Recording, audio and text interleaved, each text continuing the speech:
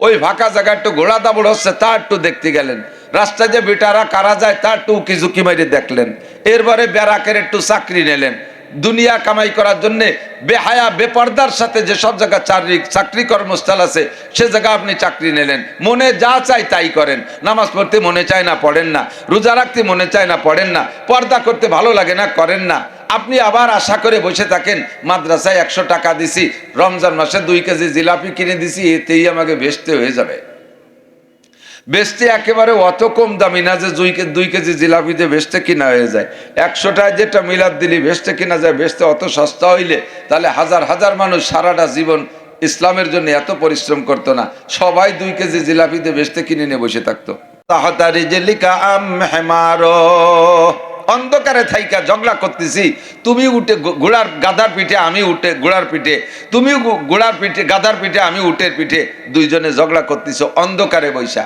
কয় যে কিছুক্ষণ পরে বেলা উঠবে তখন বুঝবা কে ঘোড়ার পিঠে আর কে গাধার পিঠে। দুনিয়ায় থাইকে আপনি বুঝতে পারতেছেন না আপনি ঘোড়ার পিঠে না গাধার পিঠে। মনে করতেছেন টাকার মধ্যে শান্তি, দালানের মধ্যে শান্তি, গাড়ি ঘোড়ার মধ্যে শান্তি, বিদেশের মধ্যে শান্তি। স্বামী বেচারা জীবন মরণ জানতল পরিশ্রম করে পয়সা কামাই করে, তাতে মা আপনার তৃপ্তি হয় না, স্বামীরে খালি তিরস্কার করেন, ধিক্কার দেন, অমুকরা বড় লোক হয়ে গেল, তুমি একটা আয় দেওয়াল বাড়ির মধ্যে বসে থাও, কামাই রোজগার কিছু করতে পারে না, তুমি ইন্টারন্যাশনাল দামলা, এই কইয়ে স্বামীরে শক্ত বন্ধ কইয়ে উস্কায় বয়স পয়সা কামাই করার জন্য। স্বামী লজ্জায় পড়ে তারপরে হালাল হারাম দেখাশোনা নাই, যা পায় তাই কামাই করে। এই যে আপনি তাকে অবৈধ কাজে প্রলুব্ধ করলেন, হারাম উপার্জনের জন্য প্রলুব্ধ করলেন, মা আপনি একদিন বুঝবেন। আপনি স্বামীকে সবসময় বলবেন আমার অত বড় দালান কোটা গাড়ি বাড়ির দরকার নাই, আমার দুনিয়ার স্বর্ণ অলঙ্কারের দরকার নাই, আমি আখেরাতের স্বর্ণ অলঙ্কার ব্যবহার করব। আমি আখেরাতে যে 6666 তালা দালানে উঠব, আখেরাতের ভোগ বিলাস করব। দুনিয়ায় কোনো মতে আমাকে তুমি কখনো হারাম উপার্জন করে খাওয়াবা না। স্বামীকে আপনারা বলবেন যে হালাল উপার্জনের দায়িত্ব তোমার, আমি না খেয়ে থাকবো, আমি রোজা থাকবো, আমার কোনো লোভ নাই, আমার কোনো প্রসাদনীর লোভ নাই, তবে আমি হারাম খাইতে চাই না। তুমি যদি হারাম উপার্জন করে এনে আমাকে খাও তাহলে এর জবাব তুমিই দিবা, আমি কোনোদিন এই জবাবের মধ্যে যেতে রাজি না। نساء النبي لستن كأحد من النساء إن اتقيتن فلا تخضعن بالقول فيطمع الذي في قلبه مرض وقلن قولا معروفا وقرن في بيوتكن ولا تبرجن تبرج الجاهلية الأولى وقال محمد رسول الله صلى الله عليه وسلم طلب العلم فريضة على كل مسلم على كل مسلم ومسلمات أو كما قال عليه الصلاة والسلام سبحانك لا علم لنا إلا ما علمتنا إنك أنت العليم الحكيم رب اشرح لي صدري ويسر لي أمري واحلل عقدة من لساني يفقه قولي رب زدني علما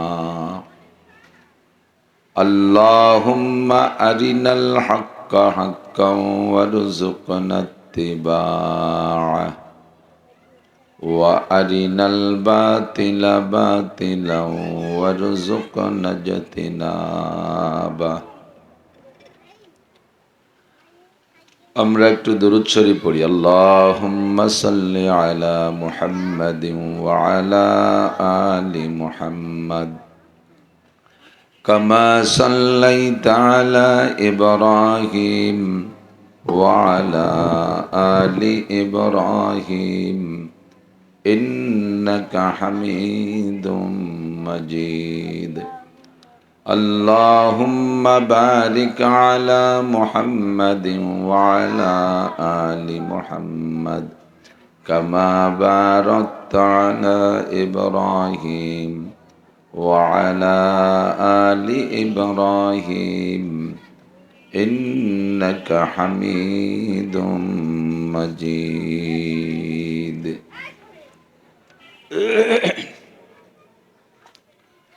ঐতিহ্যবাহী উলপুর মহিলা হাফেজিয়া মাদ্রাসা ও বালিকা এতিমখানা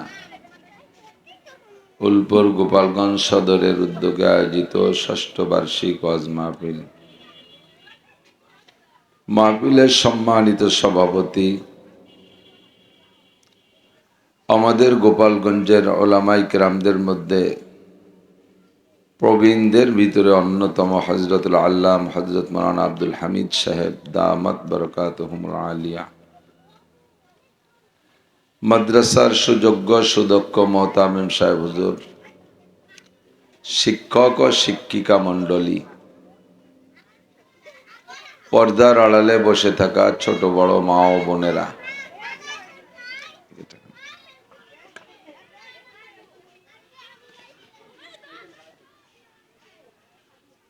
আল্লাহ তাবারাকা ওয়া তাআলা শাহী দরবারে শুকর আদায় করি যে আল্লাহ পাক রব্বুল আলামিন সমকালীন উলামায়ে কেরামের মাথার ভিতরে একটা সুচিন্তিত সুন্দর পরিকল্পনা নেওয়ার তৌফিক দান করেছেন। মাতৃজাতি যাতে সুশিক্ষায় শিক্ষিত হতে পারে এ পরিকল্পনা নিয়ে দেশে অনেক অনেক মহিলা মাদ্রাসা প্রতিষ্ঠিত হচ্ছে, উলামায়ে কেরাম করতেছেন। তারই ধারাবাহিকতায় আমাদের প্রাণপ্রিয় উলপুর মহিলা মাদ্রাসা ও বালিকা এতিমখানা এ অঞ্চলে আমার জানা মতে সর্বপ্রথম মহিলা হেফজখানায় উলপুর। এর আগে কোনো মহিলা হেফজখানা মাদ্রাসা ছিল আমার জানা নাই। আমরা ছোটবেলা থেকে শুনে আসতেছি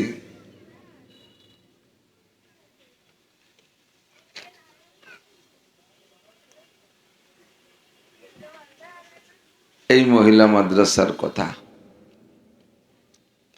আজকে মহিলা মাদ্রাসার উদ্যোগে আয়োজিত মহিলা মাহফিলে আপনারা মা বোন যারা এসেছেন,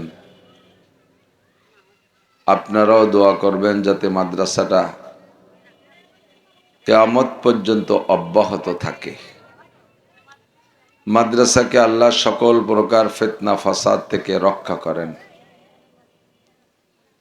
গরমের ভিতরে এখনো অতটা ঠান্ডা এসে পারে নাই, অল্প জায়গায় অনেক মা বোনদের উপস্থিতি, আপনাদের একটু কষ্ট হচ্ছে,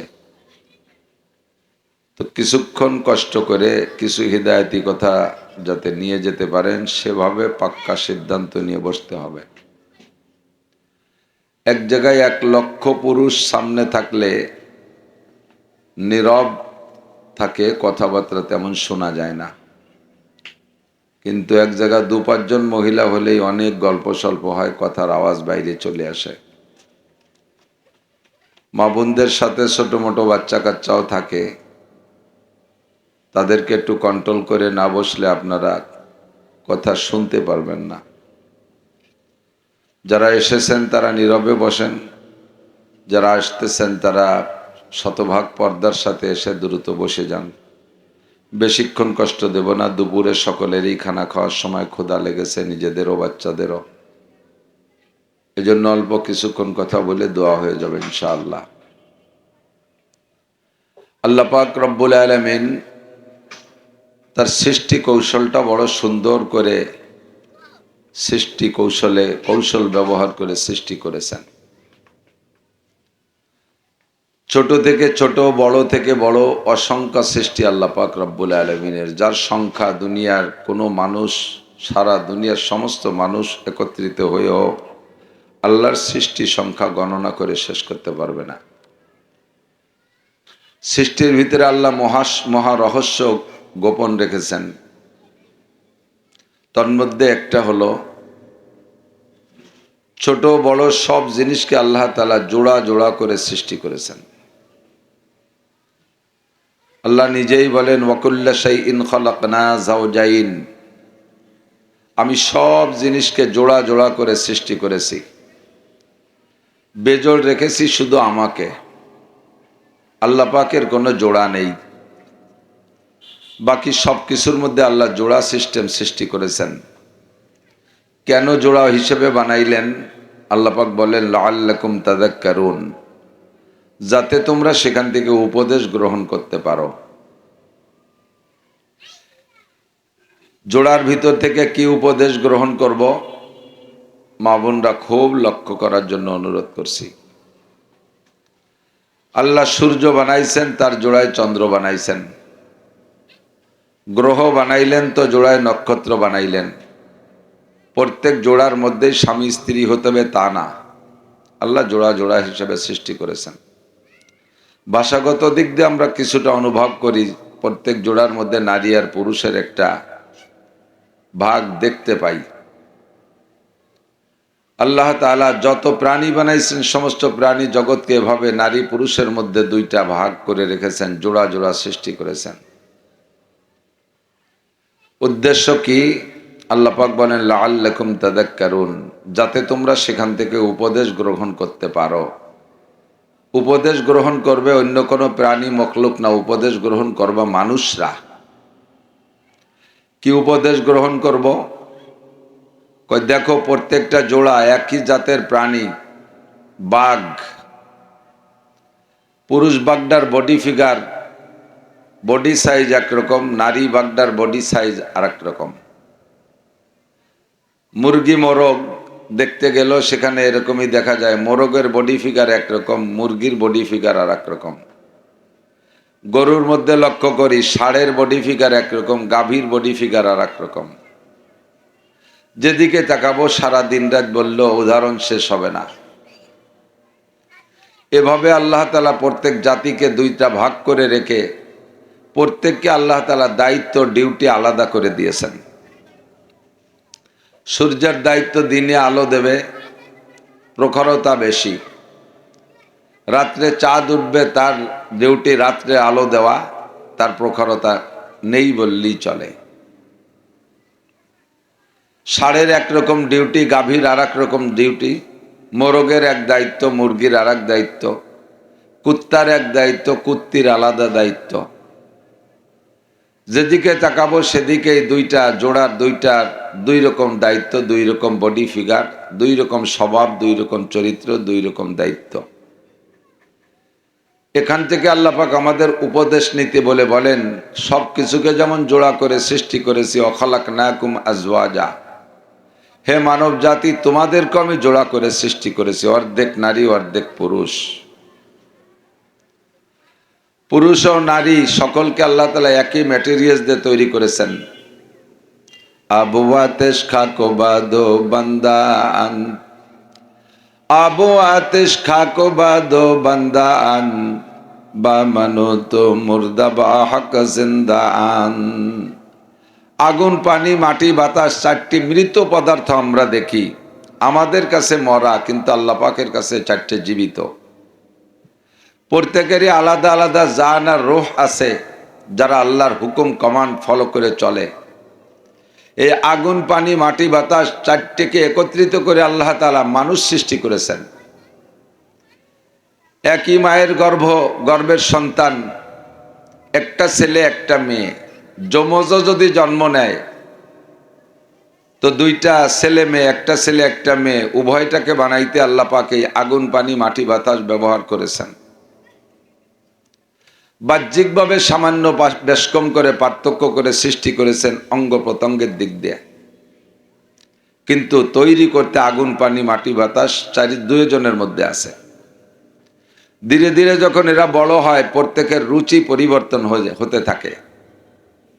শিশুকালে দুইজনই একই মায়ের স্তন থেকে দুধ পান করেছে, যখন একটু বোঝা শেখে ধীরে ধীরে প্রত্যেকের স্টাডিং ভিন্ন দিকে সরতে থাকে। ছেলেটার রুচি একরকম হয়, মেয়েটার রুচি আর এক রকম হয়ে যায়। ছেলেটা একটু খেলাধুলা শিখলে সে তার আব্বার কাছে বলে, আব্বু আমাকে ফুটবল কিনে দাও, টেনিস বল কিনে দাও, র্যাকেট কিনে দাও, ব্যাট কিনে দাও, নেট কিনে দাও, ফিদার কিনে দাও। আব্বা আমাকে বাইসাইকেল কিনে দাও, মোটর সাইকেল কিনে দাও। তার রুচি অধিক চলে যায়। মেয়েটি একটু বড় হলেই তার রুচি, আম্মু আমাকে হাড়ি পাতিল কিনে দাও, পাটাভুতো কিনে দাও, ছুরি ফিতে কিনে দাও, পুতুল কিনে দাও। তার রুচি বাম দিক চলে যায়। ধীরে ধীরে আর একটু বড় হইলে প্রত্যেকের বডি পরিবর্তন ভিন্ন রকম হতে থাকে। ছেলেটা সাবালেগ হলে তার সাউন্ড কমাও, এমনি আওয়াজ বাইরে বাড়ে যাচ্ছে, মুখ মাইক্রোফোনে টানতেছেন, এমনকি গায়ে বল আছে নাকি, মাইকির বলে কথা কই। ছেলেটা বড় হলে তার বডি ফিগার পরিবর্তন হয়, আবার একটু বেড়ে গেছে, যেটা ছিল ওইটাই সুন্দর ছিল। ছেলেরা সাবালেগ হলে তাদের দাড়ি মোছ গজায়, মেয়েরা যত বয়সী হোক তাদের দাড়ি মোছ হয় না। মেয়েদের পরিবর্তন শরীরের অন্যভাবে প্রমাণ করতে থাকে। এটাই আল্লাহ পাক রব্বুল আলামিনের কুদরতের কারিশমা। বাহ্যিকভাবে বডিগতভাবে যেমন পার্থক্য হতে থাকে, তাদের রুচির দিক দিয়ে এরকম ব্যস্কম হতে থাকে। একই আগুন পানি মাটি বাতাস দিয়ে তৈরি নারী আর পুরুষ, অথচ আপনারা যাবেন কসমেটিক্সের দোকানে গিয়ে মুতলাকভাবে সাধারণভাবে চাইবেন একটা ফেয়ার অ্যান্ড লাভলি দেন, দোকানদার জিজ্ঞেস করবে জেন্টস না লেডিস, পুরুষ ফেয়ার অ্যান্ড লাভলি না মহিলা ফেয়ার অ্যান্ড লাভলি। তার মানে একই ফেয়ার, একই চেহারা, আগুন পানি মাটি বাতাস দিয়ে তৈরি, অথচ আল্লাহ পাক এর ভিতরে ধারণ শক্তি, এর ভিতরে অনেক পার্থক্য করে রেখেছেন।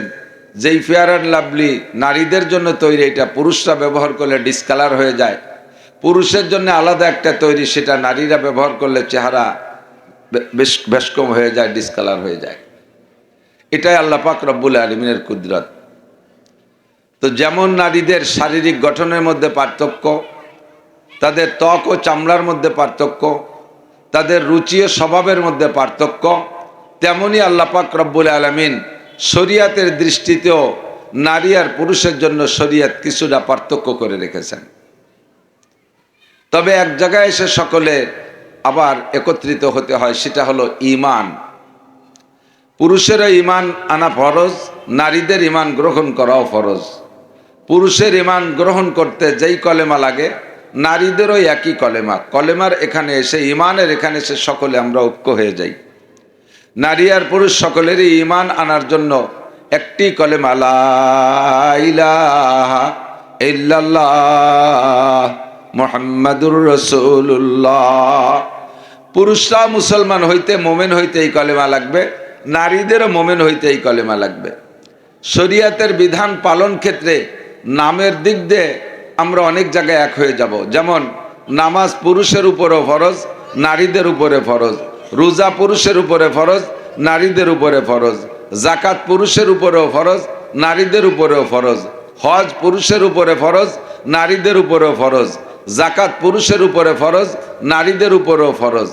আবার বর্জনীয় বিষয়গুলোতে গিয়েও তেমনি করে, যেমন হালাল উপার্জন করা পুরুষের উপরে ফরজ, নারীদের উপরে ফরজ। হারাম খাওয়া পুরুষের জন্য হারাম, নারীদের জন্য হারাম। ঘুষ খাওয়া পুরুষেরও হারাম, নারীদেরও হারাম। সুদ খাওয়া পুরুষেরও হারাম, নারীদেরও হারাম। বেপর্দা করা পুরুষেরও হারাম, নারীদেরও হারাম। জিনা ব্যভিচার করা পুরুষেরও হারাম, নারীদেরও হারাম। মদ গাঁজা অ্যাবা ফেন্সিডিল হিরোইন খাওয়া পুরুষেরও হারাম, নারীদেরও হারাম। অকথ্য ভাষায় গালাগালি কাজাকাজি করা পুরুষেরও হারাম, নারীদেরও হারাম। তো মূল মৌলিক বিষয়গুলো সকলে এক জায়গায় আমরা উপস্থিত হয়ে যাই। তবে এগুলো আমলের ক্ষেত্রে কিছুটা ব্যস্কম আছে, জায়গায় জায়গায় আমলের ক্ষেত্রে পার্থক্য আছে। নামাজ ফরজ, নারীদেরও ফরজ, পুরুষেরও ফরজ। পুরুষের নামাজের ধরন একরকম, নারীদের নামাজের ধরন আর এক রকম। পুরুষরা ইমামতি করবে, পুরুষরা মসজিদের ইমাম হবে, ঈদগার ইমাম হবে, জানাজার ইমাম হবে, জুমার নামাজের ইমাম হবে। মাঠে ময়দানে মাইকে সাউন্ড করে পুরুষরা বয়ান বক্তৃতা করবে। নারীরা ইমামতি করবে না, নামাজ তারা পড়বে। ফরজ নামাজেরও ইমামতি নাই, নফল নামাজেরও ইমামতি নাই, তারাবিন নামাজেরও ইমামতি নাই। কোনো নামাজে নারীদের ইমামতির অধিকার নেই। মাঠে ময়দানে বয়ান করা সাউন্ড শব্দযন্ত্রের মাধ্যমে, এটা পুরুষের অধিকার। ভাষণ দেওয়া পুরুষের অধিকার, এখানে নারীদের অধিকার আল্লাহ তাআলা রাখেন নাই, নারীদেরকে আল্লাহ তাআলা এই জায়গা থেকে একটু সরায় রেখেছেন। কাজেই দুইটা দিক বিবেচনা করে নবী পাক সাল্লাল্লাহু আলাইহি সাল্লাম বলেছেন, তলাবুল ইলমি ফারিদাতুন আলা কুল্লি মুসলিমিন ওয়া মুসলিমাত, দ্বীনি ইলম শিক্ষা করা প্রত্যেকটা মুসলমান নরনারীর উপরে ফরজ। পুরুষের শরীয়তগুলো পুরুষরা জেনে নেবে এবং তারা আমল করবে, নারীদের শরীয়ত নারীরা জেনে নেবে, তাদের আমল তারা আমল করবে। প্রত্যেকের ইলম প্রত্যেকের উপরে ফরজ, যার যারটা তাকে শিখতে হবে এবং আমল করতে হবে। প্রজেক্টর দেয়া নাকি? হ্যাঁ, থ্যাংক ইউ। আল্লাহ, তো আমরা পুরুষরা মাঠে ময়দানে যাই, ওয়াজ শুনি, বড় বড় মাহফিলে যাই, ইস্তেমার মাঠে যাই, চরমনের ময়দানে যাই, গহরডাঙ্গার মাঠে যাই, আশপাশের বড় বড় মাদ্রাসার মাহফিলে যে পুরুষরা বয়ান শোনে, দাওয়াত ও তবলিগে যাইয়া পুরুষরা বয়ান শোনে, শেখে, আমল করে। দেশ বহিরে অনেক আগের থেকে পুরুষদের মাদ্রাসা ছিল, সেখানে গিয়ে পুরুষরা মাদ্রাসা থেকে শিক্ষা অর্জন করে দ্বীনি শরীয়ত শিখে আমল করে। জুমার দিনে ইমাম সাহেবরা মসজিদে খুতবার আগে বয়ান করে, সে বয়ানের মাধ্যমে পুরুষরা শিক্ষা অর্জন করতে পারে, আমল করতে পারে। কিন্তু নারীদের জন্য এই সমস্ত সুযোগগুলো ছিল না। তবে নারী আর পুরুষ সকলেরই নিজস্ব ব্যক্তি জীবনে চলতে যে ইলম লাগে তাকে বলে ইলমুল হাল। নিজের প্রয়োজনীয় ইলমগুলো নিজেকে শিক্ষা করাও ফরজ, আমল করাও ফরজ। ফরজকে শিখাও ফরজ, বিশ্বাস করা ফরজ, আমল করা ফরজ। ওয়াজিব যেগুলো আছে এগুলো শিক্ষা করা ফরজ, বিশ্বাস করা ফরজ, আমল করা ওয়াজিব। সুন্নাতগুলিকে শিক্ষা করা ফরজ, বিশ্বাস করা ফরজ, আমল করা সুন্নাত।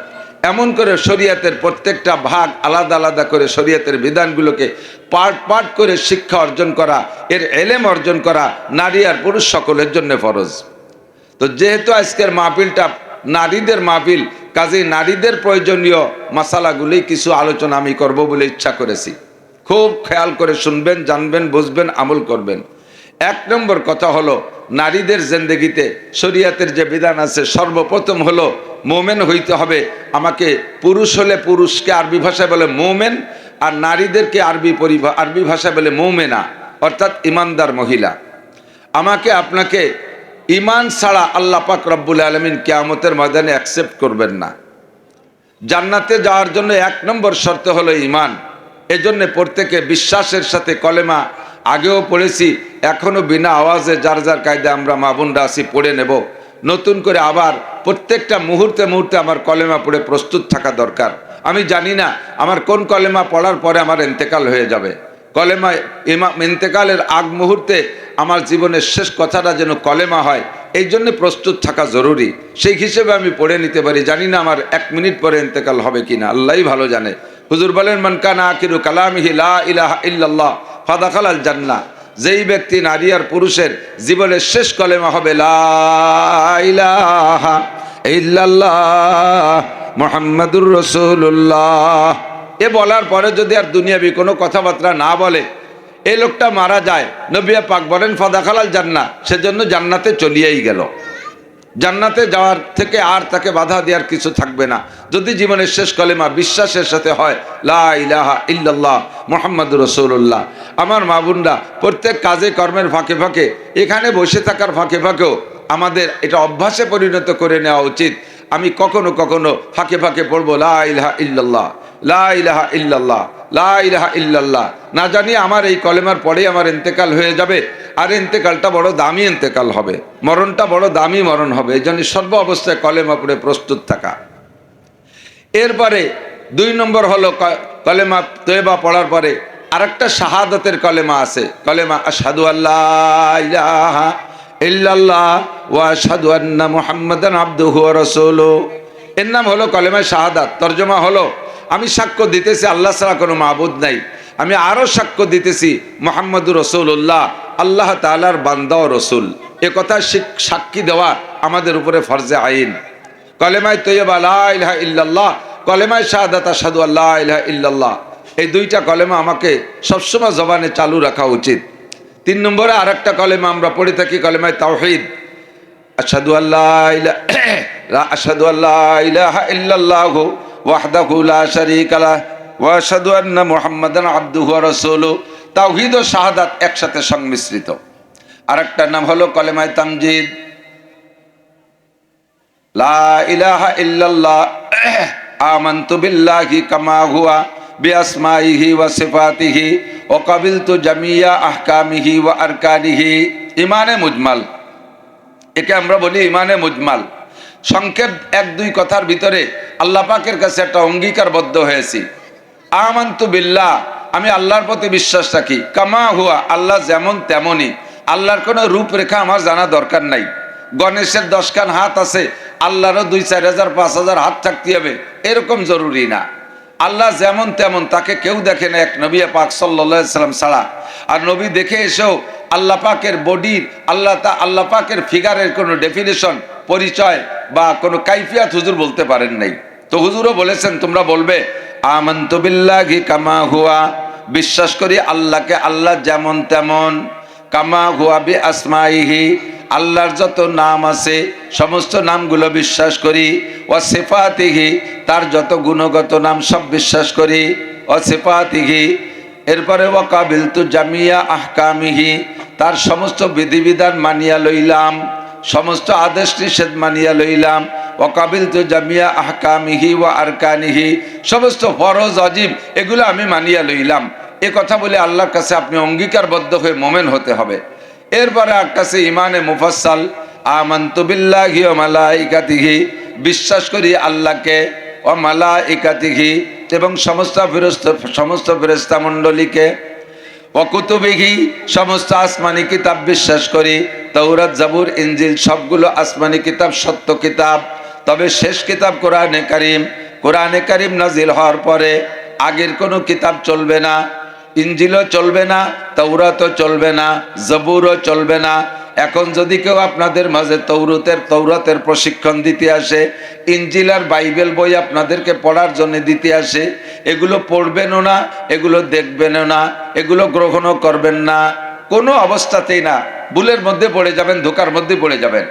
আমাদের জন্য আর কোনো কিতাবের দরকার নাই, একমাত্র কিতাব হলো কোরআনে কারীম। অকাবিলতু জামিয়া, কি বলা হয়, অকুতুবিহি, সমস্ত কিতাব মানি, তবে শেষ কিতাব হলো কোরআনে কারীম। ও রুসুলিহি, সমস্ত নবী রসুলদেরকে বিশ্বাস করি। আদম আলাইহিস সালাম নবী, ঈসা আলাইহিস সালাম নবী, ইদ্রিস আলাইহিস সালাম নবী, মাহলাইল আলাইহিস সালাম নবী, নূহ আলাইহিস সালাম রাসূল ও নবী, ইব্রাহিম আলাইহিস সালাম রাসূল ও নবী, মুসা আলাইহিস সালাম রাসূল ও নবী, ঈসা আলাইহিস সালাম রাসূল এবং নবী, ইসমাঈল ইসহাক আলাইহিস সালাম রাসূল ও নবী, ইউসুফ আলাইহিস সালাম নবী। এই সমস্ত নবীদেরকে আমরা বিশ্বাস করি, সকলে আল্লাহর পক্ষ থেকে প্রেরিত। তবে শেষ নবী কিয়ামত পর্যন্ত আর কোনো নবীর প্রয়োজন নাই। আমাদের আখিরি নবী মুহাম্মদুর রাসূলুল্লাহ সাল্লাল্লাহু আলাইহি ওয়াসাল্লাম। মা বোনরা সতর্ক থাকবেন, চতুর্দিক দিয়ে ফিতনা ঢুকে গেছে মুসলমানদের ভিতরে। মানুষকে বিভ্রান্ত করার জন্য, পথভ্রষ্ট করার জন্য ইহুদি নাসারাদের বিশাল চক্রান্ত চলতেছে। আমাদের মতো মুসলমানদের মধ্য থেকে এক এক দিকে এক একটা গ্রুপ তৈরি করে পয়সা দিয়ে তাদেরকে কিনে কোটি কোটি টাকা, কোন কোন জায়গা দুর্বল পয়েন্ট আছে সেসব জায়গা আঘাত করবে, কোন জায়গা হাত দিলে মুসলমানদেরকে বিভ্রান্ত করা যায় সেই সমস্ত জায়গা তারা জানিয়ে হাত দেওয়ার চেষ্টা করবে। বর্তমানে সারা দুনিয়া জুড়ে একটা বড় ফিতনা, দুইটা বড় ফিতনা শুরু হয়েছে। একটা হলো কাদিয়ানি, আর একটা হলো হিজবুত তাওহীদ। কাদিয়ানি আপনারা যারা জানেন তো ভালো, না জাননেওয়ালাদেরকে জানাই, আর না জাননেওয়ালাদেরকে জানানোও জরুরি। বাস্তব একটা উদাহরণ দিলে বুঝবেন। একটা ঘরে আগুন লাগছে, সোনা বাদ দিয়ে এই কুয়োর রত্তি ফাটাইছে তোরে, না বাদ দে স্যার, দুদির পোলাপান মোবাইল নিয়ে নাচতে নাচতে চলে গেছে। আল্লাহ, কাদিয়ানীদের আকীদা মা বোনরা লক্ষ্য করি, আপনাদের ভিতরে বই পাঠাবে। কাদিয়ানি তাদের বইয়ের নামে শুরুতে দেবে কাদিয়ানি মুসলিম জামাত, কাদিয়ানি মুসলিম জামাত। কাদিয়ানি তো কাদিয়ানি, সাথে মুসলিম শব্দ লাগাই দেওয়ার কারণে আপনারা দুর্বল হয়ে যাবেন। এমন সুন্দর সুন্দর কথা তাদের বইতে লেখা, প্রাথমিকভাবে আপনি ভুল ধরতেও পারবেন না। আস্তে আস্তে আস্তে আস্তে ছোট থেকে ছোট, তারপরে আস্তে আস্তে ধীরে ধীরে বড় বড় বই দিতে দিতে যে সময় আপনাকে তারা আপন বানায় নেবে, এরপরে হাজার হাজার টাকা দেবে, আপনাকে লক্ষ লক্ষ টাকা দেবে, বিভিন্ন প্রকারের অফার দেবে। এই সব কিছু প্রলোভন দিয়ে এক পর্যায়ে আপনাকে কাদিয়ানি বানায় ফেলবে। কাদিয়ানিদের আকীদা কি? তারা মুখে এক অংশে পড়বে লা ইলাহা ইল্লাল্লাহ, কলেমার অর্ধেক পড়বে লা ইলাহা ইল্লাল্লাহ, বাকি অংশে যে পড়বে গোলাম মোহাম্মদ কাদিয়ানি রাসূলুল্লাহ। একটু আমরা আওয়াজ ছাড়া পড়ি নাউজুবিল্লাহ। গোলাম মোহাম্মদ কাদিয়ানি রসুল হতে পারে না, নবী হইতে পারে না। আমার নবীর পরে কিয়ামত পর্যন্ত আর কোনো নবী আসবে না। আল্লাহ পাক নিজেই বলেন, মা কানা মুহাম্মাদুন আবা আহাদিম মির রিজালিকুম ওয়ালাকিন রাসূলুল্লাহি ওয়া খাতামান নাবিয়্যিন। মুহাম্মাদুর রাসূলুল্লাহ তোমাদের কাহারও আব্বা নয়, তিনি হলেন আখিরি নবী মুহাম্মদুর রাসূলুল্লাহ। রসুল তিনি আল্লাহর রসুল। ও খাতামুন নবিয়্যিন, সমস্ত নবীদের শেষ নবী। হুজুর বলেন, আনা খাতামুন নবিয়্যিন লা নবিয়্যা বাদি, আমি হলাম শেষ নবী, আমার পরে কিয়ামত পর্যন্ত আর কোন নবী আসবে না, আর কোন নবীর প্রয়োজন হবে না। নবী পাকের জীবদ্দশায় মক্কার আরবের কয়েকজন কাফের নবুয়তি দাবি করেছিল। সাহাবাই কিরামরা তাদেরকে জাহান্নামে পাঠিয়ে দিয়েছে।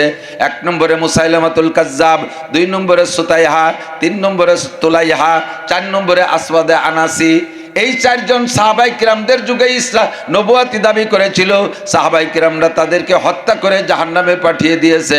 এরপরে শেষ বেলায় আইসা ভারতের এক প্রোডাক্ট, নাম তার গোলাম আহমদ, ভারতের কাদিয়ান শহরে তার বাড়ি। সে কয় আমি শেষ নবী, মুহাম্মদ শেষ নবী নয়। এই আকীদায় যারা বিশ্বাসী হবেন, নামাজ রোজা হজ যাকাত তেলাওয়াত জিকির ফিকির যা করবেন সব ধ্বংস হয়ে যাবে। কাজী মা বোনরা, এই কাদিয়ানীদের কোনো বই পুস্তক পড়বেন না, তাদের কোনো দাওয়াত গ্রহণ করবেন না, বেঈমান হয়ে জাহান্নামে যাইবেন। আল্লাহর সাথে কেউ শরীক করলে যেমন মুশরিক হয়ে যায়, নবী পাকের সাথে আরেকজন নবীকে যদি কিয়ামতের দিনের পর শতভাগ বিশ্বাস রাখা ইমানের একটা অংশ। 5ম 6 নম্বরে ওয়াল কদর, ভাগ্যকে বিশ্বাস করি। যা কিছু হয় আসমান থেকে ফয়সালা হয়। ছেলেও আল্লাহ দেয়, মেয়েও আল্লাহ দেয়, ধন দৌলত আল্লাহ দেয়, আবার মোট সব কিছু কেড়ে দেয় আল্লাহ। নিঃসন্তানী বানায় রাখে আল্লাহ। মানুষের উপরে মানুষে অভিযোগ করা, এটা সম্পূর্ণ বেঈমানির লক্ষণ। বিশ্বাস করতে হবে সব কিছু বরাদ্দ হয় আসমান থেকে।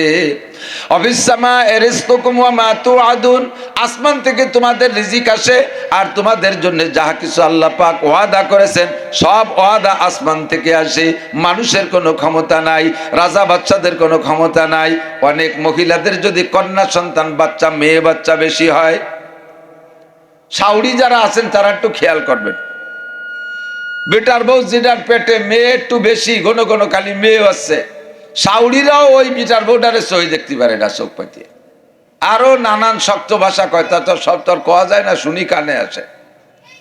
যেই মহিলা বা যেই পুরুষ কোন মহিলার পেটে, বোর পেটে, পুত্রবধূর পেটে, নিজের স্ত্রীর পেটে যদি কন্যা সন্তান বেশি হওয়ার কারণে তাকে অভিযোগ করে, তাকে কোণঠাসা করে রাখে, গালমন্দ দেয়, তাকে বেশি কথা বলে, তাহলে ওই লোকটা বেঈমান হয়ে যাবে। কারণ সে আল্লাহর কুদরতের উপরে হস্তক্ষেপ করেছে, তকদিরের উপরে হস্তক্ষেপ করেছে। এই মহিলাটা তো নিজ ইচ্ছায় কন্যা সন্তান জন্ম দেয় নাই, তার পেটে সন্তান দিয়েছে কে? আল্লাহ। বাচ্চা পেটে দেয় কে?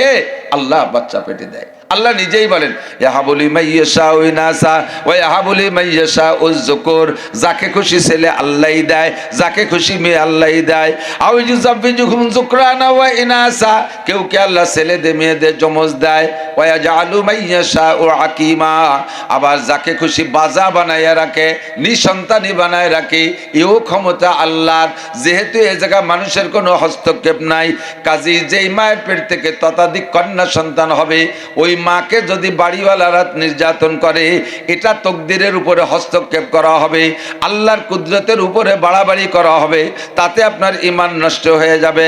ধৈর্যের সাথে মেনে নেবেন। হতে পারে আপনার পুত্র সন্তান যেটা আপনার আশা ছিল, ওইটা যদি হইতো, ওর কারণে আপনি জেল খাটতেন, ওর কারণে সমাজে লাঞ্ছিত হতেন, ওর কারণে হাজারো বিপদের সম্মুখীন হতেন। আল্লাহ পাক কন্যা সন্তান দিয়েছে। হাদিসে আসছে, নবী পাক বলেন, যদি কোনো ব্যক্তিকে আল্লাহ পাক পরপর 3টি কন্যা সন্তান দান করে, পরপর 3টি কন্যা সন্তান দান করে, ফাআল্লামাহুন্না, এই মেয়েগুলিকে দ্বীনি ইলম শিক্ষা দেয়, ওয়া আদ্দাবাহুন্না, তাকে নবীওয়ালা আদর্শ দিয়ে আদর্শবান করে। সুম্মা জাওয়াজাহুন্না, এরপরে তাদেরকে সুন্দর একটা পাত্র দেখে বিবাহের ব্যবস্থা করে দেয়। ইমানদার, দিনদার, পরহেজগার, ভদ্র ছেলে দেখে একটা বিবাহের ব্যবস্থা করে স্বামীর ঘরে পৌঁছাইয়া দেয়। আল্লাহর নবী বলেন ফুতিয়াত লাহু আবু আবুল জান্নাহ, ওই আব্বার জন্য, ওই মায়ের জন্য জান্নাতের 8টা দরজা খোলা হইয়া যায়। মেয়ে এত বড় দামি সন্তান, আর সব দিন মেয়েরা মা বাবার পক্ষ অবলম্বন করে, আর ছেলেরা সব দিন বউ আর শ্বশুর শাশুড়ির পক্ষ অবলম্বন করে। তো যেই ছেলে হলে তারা পরবর্তীতে আপনারা ভাত দেবে না, তারা শ্বশুর শাশুড়ির অ্যাকাউন্টে টাকা রাখবে, সেইগুলো হলে খুশি হন। আর যেই মেয়েরা, ভাইরা যদি মারে, মা বাপরে খাবার না দেয়, মেয়েরা মা বাপরে বাসায় নিয়ে যায়, তাদেরকে মরণকাল পর্যন্ত ভরণ পোষণ যত্ন আহ্বান করে, আপনি সে মেয়ে হওয়ার পরে কেন দুঃখ প্রকাশ করবেন? এটা আল্লাহর কুদরতের উপরে হস্তক্ষেপ। আপনি বিশ্বাস রাখবেন অল কদর, ভাগ্য আল্লাহর হাতে, খায়রিহি ওয়া শাররিহি মিনাল্লাহি তাআলা। এটা হলো ইমানে মুফাসসাল। 7 নম্বর বিশ্বাস করবেন ওয়াল বাসি বাদাল মাউত, এই দুনিয়ায় আমার জিন্দেগির শেষ নয়। দুনিয়াটা মস্ত বড়, খাও দাও ফুর্তি করো, এই গান গাওয়ার জায়গা না। এটা সম্পূর্ণ আপনাকে আমাকে দাজ্জালি ফিতনার মধ্যে ফেলে দিচ্ছে। মরার পরে আর কিছু হবে না, মরা পর্যন্ত শেষ। হাজারো মহিলারা, হাজার লাখো মহিলারা এই জায়গা অলসতা করে, এই জায়গা গাফলাতি করে, বলে এই খাইয়ে দিয়ে বেঁচে জাতিবাল্লিবাসী, মরার পরে কি হবে সেই সময় বোঝা যাবে। সে সময় যে কি বোঝা যাবে চাষি, তা তো বুঝে সত্যি পারবা না, সে সময় বোঝার শেষ নাই। দুনিয়ার জিন্দেগি 60, 70, 80 বছরের, দারাল আখিরাত লাহিয়াল হায়াওয়ান। আরে দুনিয়ার জিন্দেগি একেবারে সামান্য, আখিরাতের হায়াতের সামনে দুনিয়ার জিন্দেগি 2.5 থেকে 3 সেকেন্ড। এই 2.5-3 সেকেন্ডের জিন্দেগিতে তোমার কত কষ্ট হবে। অগ্নি পরীক্ষা হবে, জেল পরীক্ষা হবে, ফাঁসির পরীক্ষা হবে, মালি মামলার পরীক্ষা হবে, জল তুফানের পরীক্ষা হবে, বন্যা প্লাবনের পরীক্ষা হবে, রোগ ব্যাধির পরীক্ষা হবে। আরে অবশেষে তো তোমার এখান থেকে মারাই যেতে হবে। মরার পরে আর কোনো কষ্ট নাই দুনিয়ার কোনো কষ্ট মরার পরে আর গায়ে অনুভব হবে না। এরপরে শুরু হবে আখিরাতের জিন্দেগি। ওই যে কামাই করার জায়গা আখিরাতের খেত। মানুষে ধান খেতে চাষ করে অল্প কয়েকদিন, আর সেই ধান কেটে এনে সারাটা বছর যেমন খায়। চাষ করে, মেহনত করে মাঠে অল্প কয়েকদিন, উপভোগ করে সারা বছর। মানুষের চাকরিতে ডিউটি করে 8 ঘন্টা, একজন মানুষ 8 ঘন্টা ডিউটি করে, পরিবারের 10 জন সদস্য সারা বছর তাই দিয়ে আনন্দ করে, তারা ভোগ বিলাস করে। তেমনি দুনিয়ার 70-80 বছরের কিছুক্ষণের পরিশ্রম মা এটু করে যাওয়ার পরে আপনি অনাদি অনন্তকালের শান্তিতে থাকবেন। আপনি এসেছিলেন একদিন স্বামীর ঘরে, মনে আছে যে সকল মা বোনদের বিবাহ হয়েছে, যারা বিবাহিতা এসেছেন, আপনি যেদিন স্বামীর ঘরে এসেছিলেন, যদি নিয়মতান্ত্রিক বিবাহের মাধ্যমে এসে থাকেন, তাহলে সেদিন আপনার কত একটা যত্ন ছিল। দামি দামি শাড়ি, চুড়ি, অলংকার আপনাকে পরাইয়া এই ঘরে, এই দরজা দিয়ে আপনাকে ঢুকানো হয়েছিল। আপনি পায়ে হেঁটে যান নাই, আদরে আহ্লাদের ধাক্কায় আপনাকে সেদিন মানুষে কোলে করে, আপনার পরিবারের সদস্যরা, মুহররমরা আপনাকে কোলে করে ঘরে তুলছে। আবার কিছুদিন পরে সব কিছু চলে যাবে মা, আপনার গায়ের সে রং বেরঙের কাপড় থাকবে না, শাড়ি চুড়ি কিছু থাকবে না, আপনার পরনের সব কাপড় খুলে নিয়ে যাবে, আপনার পেটিকোট খুলে নিয়ে যাবে, সায়া ব্লাউজ খুলে নিয়ে যাবে, নাকের ফুল খুলে নিয়ে যাবে, কানের দুল খুলে নিয়ে যাবে, চুড়ি অলংকার কিছু আপনার গায়ে রাখবে না। আপনাকে আর সেই সাজে ওই দরজাতে বের করবে না। আপনাকে কিছুদিন পরে সাদা কাপড় পরাইয়া একেবারে কি বলা হয়, সম্পূর্ণ অলংকার বিহীন করে নিয়ে যাবে, এই দরজা দিয়ে বের করে। তা আসছেন কয়দিন আগে, আবার বেরোয় যাচ্ছেন কয়দিন পরে। একটু ভেবে দেখছেন আপনি এই ঘরে ঢুকছিলেন কয়দিন আগে? 40-50 বছর আগেও যদি আপনার বিয়ে হয়ে থাকে, মনে হয় যেন এই তো 2 বছর বা 1 বছর হয়, এই তো 1 বছর হলো ঢুকলাম। কয়দিনে 50 বছর চলে গেল। কোথায় গেল আমার শাড়ি চুরির বাহাদুরি, কোথায় গেল আমার রূপের বাহাদুরি, সবই আমার চলে গেল। মা আপনাকে এদিক খেয়াল করে পরকালের জন্য প্রস্তুতি নেন। নবী পাক বলেন, আল কাইয়িসু মান দানা নাফসাহু ওয়া আমিলা লিমা বাদাল মাউত। চালাক, জ্ঞানী, হুঁশিয়ার, বুদ্ধিমান, চালাক, জ্ঞানী, হুঁশিয়ার, বুদ্ধিমান ওই ব্যক্তি মান্দাদ নাফসাহু, যে নিজেকে নিজে দিনদার বানাইলো, নিজেকে নিজে ইমানদার বানাইলো, ও আমিলা লিমা বাদাল মাউত, আর ইচ্ছাকৃতভাবে পরকালের আমল করার জন্য প্রস্তুতি নিয়ে আমল করতে থাকলো, ইচ্ছাকৃতভাবে সময় মতো নামাজ পড়ে, ইচ্ছাকৃতভাবে রমজানের রোজা রাখে, ফাঁকে ফাঁকে খুঁজে নফল রোজা রাখে, একটু তৌফিক হলে দান ধ্যান করে ভালো জায়গায়, কোরআনে কারিম তিলাওয়াত করার শিক্ষা করে এবং সকাল বিকেলে একটু তিলাওয়াত করে, বিনা আওয়াজে মা বোনরা পর্দার আড়ালে বইসা গুনগুন করে একটু জিকির করে, তৌফিক হলে, সম্ভব হলে, শক্তি থাকলে, সুস্থ থাকলে শেষ রাত্রি নির্ধারিত সময় উইঠা তাহাজ্জুদের 4 রাকাত নামাজ পড়ে আল্লাহর সাথে যোগাযোগ করে। আল্লাহর নবী বলেন এই লোকটা সবচাইতে চালাক। নারী হোক আর পুরুষ হোক, এনি ম্যান এভরিবডি, প্রত্যেকটা মানুষ চালাক ওই ব্যক্তি যে নিজেকে নিজে দিনদার বানাইলো আর পরকালের জন্য আমল করে প্রস্তুতি নিল। এটা হলো অরিজিনাল চালাক। ওয়াল আজিজু মান আতবা নাফসাহু হাওয়াহা, আর নবী পাক বলেন কম বক্ত পোড়া কপাল, হতভাগ্য, দুর্ভাগ্য, বেয়াকুব, আনাড়ি ওই ব্যক্তি মান আতবা নাফসাহু হাওয়াহা, যে ব্যক্তি নিজের খায়েশাতে নফসানির গোলামি করে, মনে যা চাই তাই করে।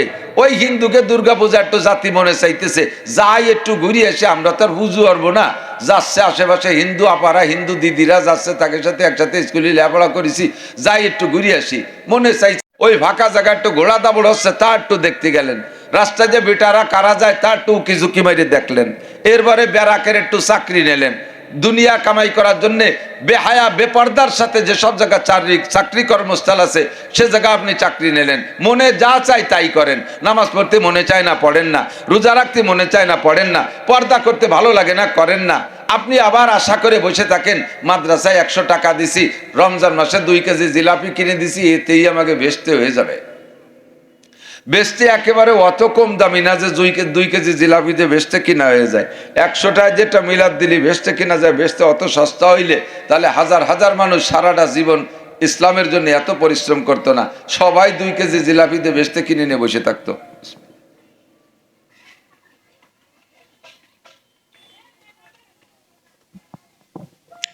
মা বোনরা লক্ষ্য করি, এজন্য সর্বপ্রথম আগে আমার ইমানটা ঠিক করেন, আপনার ইমান ঠিক করেন। সৃষ্টিকর্তা একমাত্র আল্লাহ, পালনকর্তা আল্লাহ, দুনিয়ার কেউ পালে না, রব একমাত্র আল্লাহ। রাজ্জাক তাহতা রিজলিকা আম হিমারো, অন্ধকারে থাইকা ঝগড়া করতেছি, তুমি উঠে ঘোড়ার গাধার পিঠে, আমি উঠে ঘোড়ার পিঠে, তুমি ঘোড়ার পিঠে গাধার পিঠে, আমি উটের পিঠে, দুইজনে ঝগড়া করতেছ অন্ধকারে বৈশা। কয় যে কিছুক্ষণ পরে বেলা উঠবে, তখন বুঝবা কে ঘোড়ার পিঠে আর কে গাধার পিঠে। দুনিয়ায় থেকে আপনি বুঝতে পারতেছেন না আপনি ঘোড়ার পিঠে না গাধার পিঠে। মনে করতেছেন টাকার মধ্যে শান্তি, দালানের মধ্যে শান্তি, গাড়ি ঘোড়ার মধ্যে শান্তি, বিদেশের মধ্যে শান্তি। স্বামী বেচারা জীবন মরণ জানতল পরিশ্রম করে পয়সা কামাই করে, তাতে মা আপনার তৃপ্তি হয় না, স্বামীরে খালি তিরস্কার করেন, ধিক্কার দেন, অমুকরা বড় লোক হয়ে গেল, তুমি একটা আয় দেওয়াল বাড়ির মধ্যে বসে থাও, কামাই রোজগার কিছু করতে পারে না, তুমি ইন্টারন্যাশনাল দামড়া। এই কইয়ে স্বামীরে শক্তবন্ধ কয়ে উস্কায় পয়সা কামাই করার জন্য। স্বামী লজ্জায় পড়ে তারপরে হালাল হারাম দেখাশোনা নাই, যা পায় তাই কামাই করে। এই যে আপনি তাকে অবৈধ কাজে প্রলুব্ধ করলেন, হারাম উপার্জনের জন্য প্রলুব্ধ করলেন, মা আপনি একদিন বুঝবেন। আপনি স্বামীকে সবসময় বলবেন, আমার অত বড় দালান কোটা গাড়ি বাড়ির দরকার নাই, আমার দুনিয়ার স্বর্ণ অলঙ্কারের দরকার নাই, আমি আখেরাতের স্বর্ণ অলঙ্কার ব্যবহার করব। আমি আখেরাতে যে 6666 তলা দালানে উঠব, আখেরাতের ভোগ বিলাস করব। দুনিয়ায় কোনো মতে আমাকে তুমি কখনো হারাম উপার্জন করে খাওয়াবা না। স্বামীকে আপনারা বলবেন যে হালাল উপার্জনের দায়িত্ব তোমার, আমি না খেয়ে থাকবো, আমি রোজা থাকবো, আমার কোনো লোভ নাই, আমার কোনো প্রসাদনীর লোভ নাই, তবে আমি হারাম খাইতে চাই না। তুমি যদি হারাম উপার্জন করে এনে আমাকে খাও, তাহলে এর জবাব তুমিই দিবা, আমি কোনোদিন এই জবাবের মধ্যে যেতে রাজি না। আপনি এভাবে স্বামীকে উৎসাহিত করবেন হালাল উপার্জনের দিকে, স্বামীকে আপনি তৈরি করবেন। আল্লাহ পাক আমাদের ইমানকে সহি করার তৌফিক দান করুন, সবাই বলি আমিন। ইমানের পরে 2 নম্বর হলো আমল। খুব খেয়াল রাখবেন, মা বোনরা এখনো অনুমান করতেছে আপনারা হাঁটাহাঁটি করতেছেন, এখানে আসছেন তো কিছু শোনার জন্য। এক জায়গায় অবশ্যই বসতে হবে। হেঁটে হেঁটে কথা শুনলে কথা ভিতরে ঢোকে না, কথা নিরিবিলিভাবে ক্লাসের মতো বসে শুনতে হবে। আল্লাহু আকবার। 2 নম্বর হলো আমল, ওয়ামিলুস সালেহাত, নেক আমল করা। এই নেক আমলটা প্রত্যেকের বুঝে নিতে হবে। আমরা পুরুষ যারা, আমাদের একটা সুযোগ আছে, নামাজের ফরজ 13টা, নামাজের ওয়াজিব 14টা, নামাজের সুন্নতে মুআক্কাদা 28টি। এই নামাজ ভাঙ্গার কারণ হলো 19টি। 1 নম্বরে নামাজে কিরাত অশুদ্ধ পড়া। অশুদ্ধ কিরাতে নামাজ পড়লে, নামাজ না পড়লেও যে শাস্তি, অশুদ্ধ কিরাত দিয়ে নামাজ পড়লেও সেই শাস্তি। কি পরিমাণ শাস্তি! একটা মহিলা পুরুষ যদি নামাজ জীবনে না পড়ে, 1 ওয়াক্ত নামাজ তার ছুটে গেছে, ওই নামাজ কোনোদিন পড়ে দেয় নাই, তাহলে তাকে 1 ওয়াক্তের বিনিময়ে 200 কোটি, আরো 30 কোটি, আরো 40 লক্ষ বছর জাহান্নামে পড়তে হবে। আল্লাহু আকবার। 1 ওয়াক্ত নামাজ যে পড়ে নাই, নারী হোক আর পুরুষ হোক মুসলমান, তাকে 1 ওয়াক্ত নামাজের জন্য 230 কোটি 40 লক্ষ বছর জাহান্নামে পড়া লাগবে। পুরুষ যারা আছে, আমাদের একটা সুযোগ আছে, আমরা জামাতে নামাজ পড়বো। আর হাদিসে আছে, মান কানা ফি সালাতি ইমামুন ফাকিরাতুল ইমামি লাহু কিরাতুন।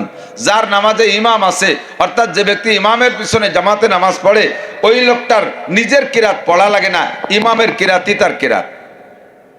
তো আমরা ভুল কিরাতে নামাজ পড়লে নামাজ বাতিল হয়ে যেত। আমরা ইমামের পিছনে ইক্তেদা করার কারণে আমাদের সেই কিরাত পড়া লাগতেছে না, আমাদের ওই বিপদ থেকে আল্লাহর রহমতে ইমামের মাধ্যমে উদ্ধার হয়ে যাচ্ছি। কিন্তু নারীরা মসজিদে যাবে না, নারীরা মসজিদে ওক্তীয় নামাজ পড়তে যাওয়া জায়েজ নাই, জুমার নামাজও পড়তে যাওয়া জায়েজ নাই, নারীদের ঈদের নামাজ পড়তে যাওয়া জায়েজ নাই, নারীদের জানাজার নামাজ পড়তে যাওয়া জায়েজ নাই। অনেক মহিলারা আছে, হজ করে আসছেন, মক্কা মদিনা দেখে আসছেন, হজ বা উমরায় গিয়ে দেখে আসছেন, মক্কা মদিনার মাসালা আর বাহির অন্য জায়গার মাসালা, এক্ষেত্রে পার্থক্য। হযরত ওমর ইবনে খাত্তাব রাদিয়াল্লাহু তাআলা আনহু যখন খলিফাতুল মুসলিমিন, প্রেসিডেন্ট, তখন একদিন মসজিদে নবাবির ভিতরে মহিলারা এরকম বাচ্চা কাচ্চা নিয়ে নামাজ পড়তে আসছে, আর হই হুল্লা চিল্লে পাল্লা, আর 3-4 মহিলা এক জায়গাওয়ালি, যেমন দুনিয়ার পুরন কিস্সা উঠে, ওই রকম আবার কথায় কথায় ঝগড়াও লেগে যায়। তো বাংলাদেশেও লাগে, ও জায়গাও লাগে। মসজিদের মধ্যে যে মহিলারা ঝগড়া বিবাদ শুরু করে দিয়েছে, শোরগোল, ওদিকে বাচ্চারা পেশাব পায়খানা করে নষ্ট করে ফেলাইছে। আয়েশা রাদিয়াল্লাহু তাআলা আনহা হযরত ওমরকে, যে সিদ্দিকা আয়েশা মহিলা মানুষ, সে তো চাইবে যে মহিলাদেরকে কিভাবে মসজিদে বেশি করা যায়, বাড়ানো যায়। আয়েশার অভিযোগে হযরত ওমর যাইয়া নিষেধ করে দিলেন, শুধু মসজিদে নবাবী আর হেরেম শরীফ, এই 2 মসজিদে অনুমতি থাকবে, কারণ সারা পৃথিবী থেকে নারীরা হজ উমরা করতে আসবে, তারা আয়েশা এই রসুলের রওজা জিয়ারত করবে, কাবা ঘর দেখবে। এজন্য তাদের নামাজে, তাদের সুবিধার্থে 2টা মসজিদে মহিলাদেরকে জামাতে নামাজ পড়ার অনুমতি দেয়া গেল। এছাড়া বিশ্বের কোনো মসজিদে আর মহিলারা নামাজ পড়বে না। কিন্তু 2 মসজিদে, হেরেম শরীফের মসজিদ আর মসজিদে নবাবিতে মহিলারা নামাজ পড়ে, এই দেখে আইসা বাংলাদেশি কিছু মহিলারা হজ উমরায় যে দেখে আইসে, তারাও বাংলাদেশে আইসা জামাতে নামাজ পড়ার জন্য পাগল হয়। মাছাসিরা মসজিদে যাবেন না, আপনাদের জন্য মসজিদে যা জায়েজ নাই, অ্যাক্সিডেন্ট হয়ে যাবে, বিপদের সম্মুখীন হয়ে যাবেন, আজ হোক কাল হোক একটা দুর্ঘটনা ঘটে যাবে। বাংলাদেশ বড় খারাপ জায়গা, আপনাদের মসজিদে যাওয়ার অনুমতি নাই। এখন আপনাদের নামাজও নষ্ট হওয়ার যে 19টা কারণ, তার ভিতরে একটা কারণ কিরাত অশুদ্ধ পড়া। অশুদ্ধ কিরাতে যে সকল মাবুলরা নামাজ পড়তেছেন, আল্লাহর কসম নামাজ বিগত যা পড়ছেন তা হয় নাই, হয় নাই, হয় নাই। আর সামনেই অশুদ্ধ কিরাত দিয়ে যা পড়বেন তাও হবে না। কিয়ামতে 1 নম্বর বেনামাজিদের কাতারে আপনিও জাহান্নামে চলে যাবেন। হয়তো আপনি মনে মনে রাগ করতেন, আপনি পড়েন না, আপনারা আমি অত তেলাই না, কিন্তু আমি এ কথা বলতে পারবো না, না যা পারেন ভর্তি থাকেন, আমরা হুজুররা আসি, দেখবো আপনাকে এক ব্যবস্থা করে নেব, এই দায়িত্ব নিতে পারবো না। আপনাকে একটা সুপরামর্শ, সেটা হলো, এক সময় আপনারা যে অশুদ্ধ কিরাত শিখছিলেন, সে সময় দেশে এত ব্যবস্থা ছিল না। এখন আলহামদুলিল্লাহ ব্যবস্থা যাদের হয়ে গেছে, ব্যবস্থা হওয়ার পরে আপনার কোনো অজুহাত আর বাহানা আল্লাহ পাক গ্রহণ করবে না। এক সময় মাদ্রাসা ছিল না, দেশে এত মহিলা মাদ্রাসা ছিল না, আল্লাহর ফজলে যথেষ্ট মহিলা মাদ্রাসা হয়ে গেছে। মহিলা মাদ্রাসায় পড়ার জন্য কোনো বয়স শর্ত না, শুরু করার 2-1 দিন পরেও মারা যান, 2-1 দিন পরও আপনি মারা যান, পুরো শুদ্ধ করে এখনো পড়া শিখে পারেন নাই, এর আগেই আপনি মারা গেছেন, আপনার এই চেষ্টার কারণে আল্লাহ তাআলা পিছনের সমস্ত ভুল নামাজগুলোকে শুদ্ধ বানাইয়া আমল নামা ভরে দিবেন। একটা বিকল্প ব্যবস্থা আছে, মাত্র এই একটা মাত্র ব্যবস্থা। পিছনের ভুল নামাজ যা পড়ছেন, ভুল কিরাত দিতে হয় নাই, হয় নাই, হয় নাই, এভাবে পড়তে থাকবেন, তাও হবে না। তবে শুদ্ধ করার জন্য পর্যাপ্ত চেষ্টা। কেমন চেষ্টা? কেমন চেষ্টা?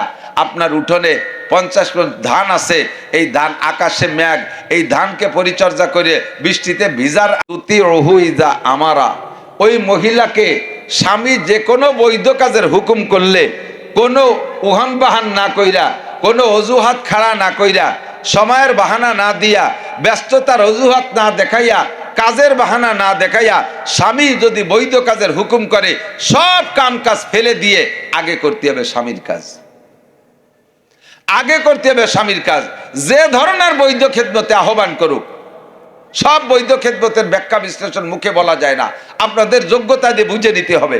স্বামী বৈধ হুকুম করলে, তবে স্বামী অবৈধ হুকুম করলে এটা মানা জায়েজ নাই। হাদিসে আছে লা তাআতা লি মাখলুকিন ফি মাসিয়াতিল খালিক, কোন মাখলুকে যদি তোমাকে গুনার কাজের আদেশ করে, তাহলে আর সেই গুনার কাজটা যদি খালেক সৃষ্টিকর্তা অপছন্দ করেন, তাহলে আল্লাহকে অপছন্দ করে মানুষকে খুশি করার ভিতরে কোনো ইবাদত নাই। আপনার স্বামী যদি আপনাকে বলে তুমি ব্যারাকের থেকে, গ্রামীণ ব্যাংকের থেকে টাকা তুলে দাও, কারণ ওনরা আবার বিটিকে নামে, মহিলাকে নামে টাকা দেয়, পুরুষকে নাকি দেয় না, তা আপনি স্বামীর হুকুমে এই সমস্ত সুদের সমিতি থেকে টাকা তুলে দেবেন। আপনি যতদিন বেঁচে থাকবেন ওই টাকা আপনার সংসারের রন্ধে রন্ধে ঢুকে গেছে সব জায়গায়, আপনার নামাজ কালাম ইবাদত বন্দেগীতে কিছুতে আপনাকে বাঁচাইতে পারবে না। প্রত্যেক 1 টাকার বিনিময়ে যেই মহিলা সমিতির থেকে টাকা তুলছে, ওই মহিলাকে প্রত্যেক 1 টাকার বিনিময়ে নিজের বাপের সাথে প্রত্যেক 1 টাকার বিনিময়ে 36 বার ব্যভিচারের গুনাহ দেওয়া হবে। যদি কোনো পুরুষ সুদে লেনদেন করে, তাহলে আপন মায়ের সাথে প্রত্যেক 1 টাকার বিনিময়ে 36 বার জিনার গুনাহ। কাজেই স্বামী আপনাকে এই সুদে লেনদেনের জন্য যদি প্রলুব্ধ করে, আদেশ করে, এইটি আপনার মানা লাগবে না। স্বামী একজাক বন্ধু বান্ধব নিয়ে আইছে ঈদের সময়, ডাইনিং টেবিলে বসায় দিয়েছে, আপনারে হুকুম করছে যাও আমার বন্ধুদেরকে খানা পরিবেশন করো নিজ হাতে, গায়ে মাথায় কাপড় রাখতে পারবা না। আমিও সেদিন বন্ধুকে বাড়ি যে খাইয়ে আসছি, আমার বন্ধুর বউ কি সুন্দর আমাকে সামনে দিয়ে ঘুরে ঘুরে নাচি নাচি খানা খাওয়াইছে, সেইটা পাওনা রয়েছে, আমি দিনা রয়ে গেছি, সেই দিনা পরিশোধ করতে হবে। তোমার এইভাবে সাজিয়ে গুজিয়া আমার দোস্তকে খানা খাওয়াইতে হবে, এই হুকুম মানা যাবে না। আমার বন্ধুকের সাথে তুমি একটু শিক্ষা সফরে যাও, এইটা মানা যাবে না। স্বামী হুকুম করছে তুমি পুলিশের চাকরি করতে যাও, দরকার নাই, মানা যাবে না। স্বামী হুকুম করছে তুমি ব্যারাক অ্যাডামসে চাকরি করো, মানা যাবে না। এক কথায় যেটাকে গুনাহ জানেন, এই গুনার কাজের হুকুম করলে মানা যাবে না। আর যতক্ষণ পর্যন্ত বৈধ কাজের হুকুম করবে স্বামী, আল্লাহ নবী বলেন তুতি রুহু ইদা আমারা, যে কোনো বৈধ কাজের হুকুম করলে এইটা বিদ্যুৎ গতিতে পালন করে। অন্য হাদিসের মধ্যে আসছে স্ত্রী যদি স্বামীর ন্যূনতম খেদমত এতটুক খেদমত করে যে হাত্তার লুকমাতে ফি ফি হে, একটা খাবারের লুকমা স্বামীর মুখে তুলে দেয়, আর স্বামীর লুকমাটা মুখে নিয়ে যদি সন্তুষ্ট হয়, খুশি হয়, আল্লাহু আকবার, এর বিনিময় ওই মহিলার আমল নামায় 7 ভরি স্বর্ণ গরিব মিসকিনের ভিতরে দান করলে যেই নেকি, আল্লাহ তাআলা সমপরিমাণ নেকি দান করে। ছোট্ট থেকে ছোট্ট একটা খেদমত। এমনকি স্বামী মাঠের থেকে আসছে, গায়ের গেঞ্জি খুলে ফেলাইছে, পিঠে 2-4টে ঘামাসি দেখছেন, স্ত্রী মোহাব্বত করে যদি ঘামাসি